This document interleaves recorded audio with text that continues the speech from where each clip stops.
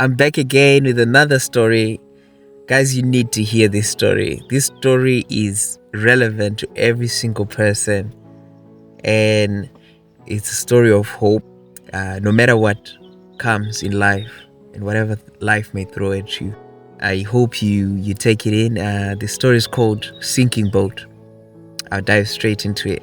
There was a man stranded on a sinking boat, all helpless and desperate. He should have lost it, but he tried his hardest just to keep it together. The ship was going down, but there was nobody there to help him. Nobody even noticed or could hear him. Nobody could have really helped him. There was nothing but the choppy waters about him for miles upon miles. No hope in sight. All hope was dried and lost.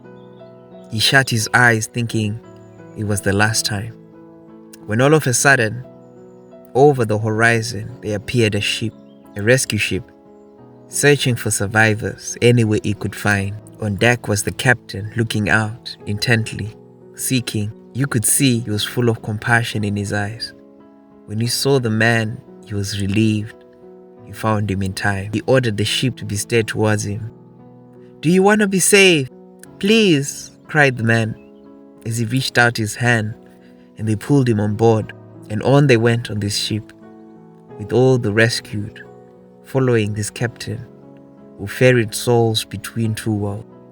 And they all found rest, and would not ever need to cry no more. Wow, so that's the story, guys. I don't know, I feel like no matter how long you live in your life and you enjoy life, at some point, this story is relevant to us all. What inspired me to write this story, I was watching Titanic. Now, I remember when I first watched Titanic, probably I was 9-10 years old, and I remember watching Titanic, and the sadness I felt watching that movie, it brought me tears, and I couldn't sleep at night. It really brought me sadness, and I couldn't imagine anybody going through that experience and turmoil in their lives and distress. And it's weird, I never wanted to watch Titanic again. Did I think it was a cool movie? Yes, but I never wanted to watch it again for years. I mean, this is the first time I'm watching it, and I'm now 34. So you can imagine, for the longest time, I didn't want to watch this movie again because it was so raw and real. But it's weird watching this movie now, because now I've experienced a lot of life, and I've experienced really difficult times in my life as well.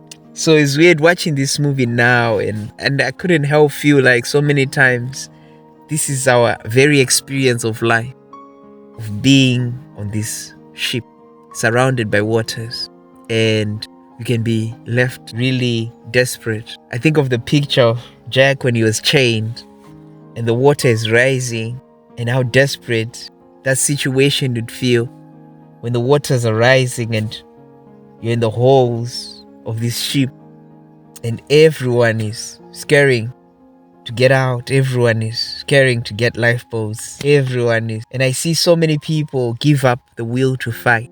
They just accept their fate.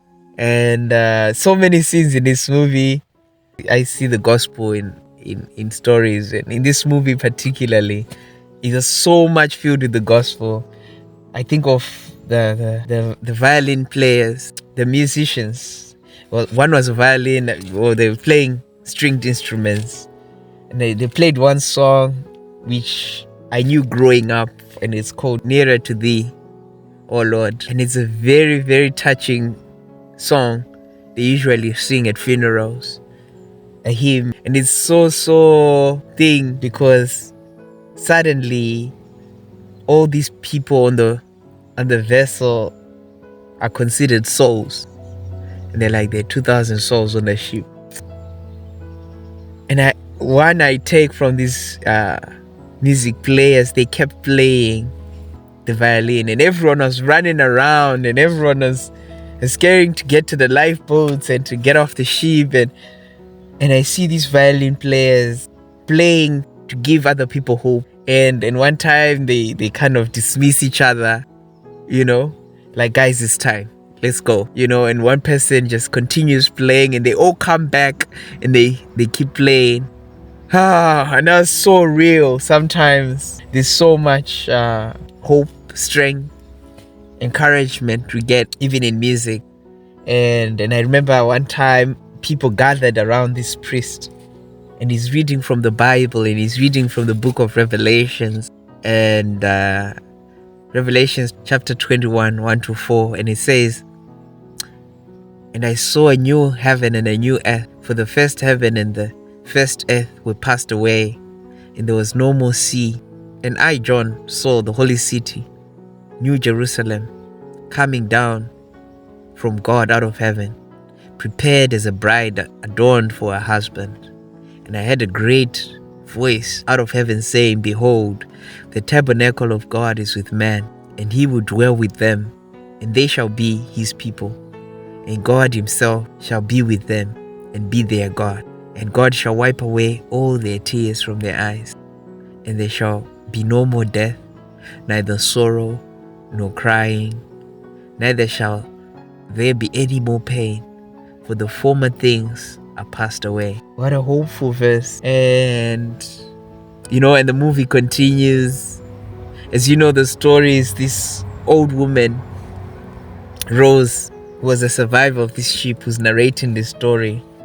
And years after her experience and how she survived. Basically, the scene I wrote in this story, and when she's waiting and the boats come back and they're looking for survivors, and they're calling out, and many people have perished. They lying dead in the water. She gets rescued and she's led to safety.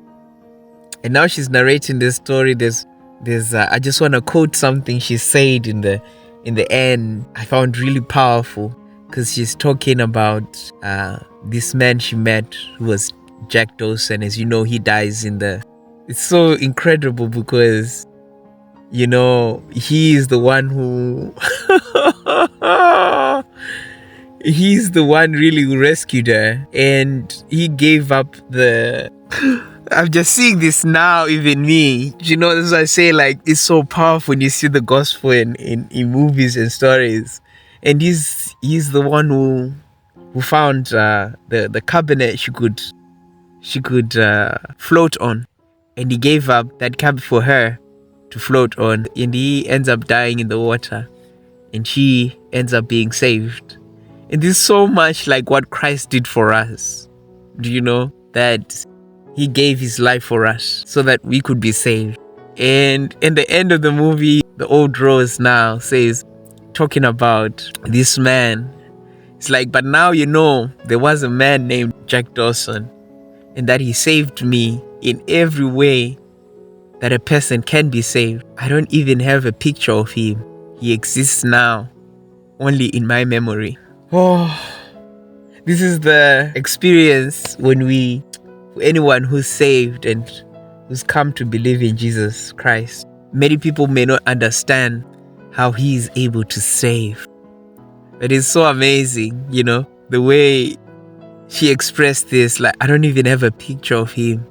He exists now, only in my memory. And I just want to say this as an encouragement to everybody.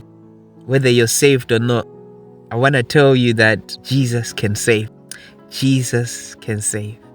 And there's something I put in the story, how he's, this captain who's ferrying souls between two worlds. And I wanted to say this because none of us stay in this world. None of us live happily ever after in this world. There's an end to everything, even the good, whatever success we attain in this life. But the one assurance we have and we can have is putting our trust in him, because beyond this world, there's another place that God has prepared, the New Jerusalem. God has prepared a place. So Jesus said, let your hearts not be troubled.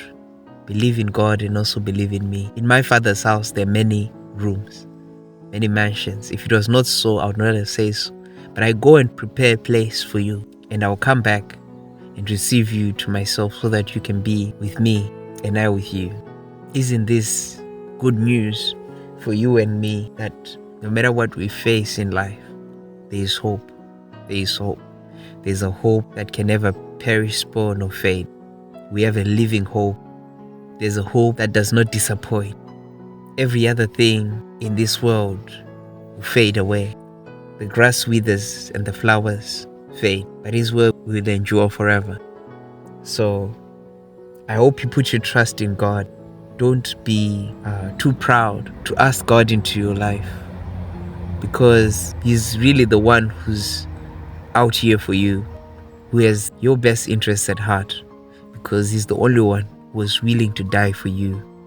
That's how much He desired and loved you, so that you can be saved. He gave His life. And it's okay if you're struggling. It's okay. I want to say that God wants you, and God wants to save you. And it's okay to ask God for help. It's okay to ask God for help. I believe, come to God as you are. Whatever you're facing in life, He's the one who can save you out of it. Ask for His help. Don't be too proud or afraid to come to God, because He's seeking out for you. He's calling out for any who desire to be rescued. Respond to Him and He'll come to you. I hope you're encouraged and blessed, guys. Thank you so much for listening.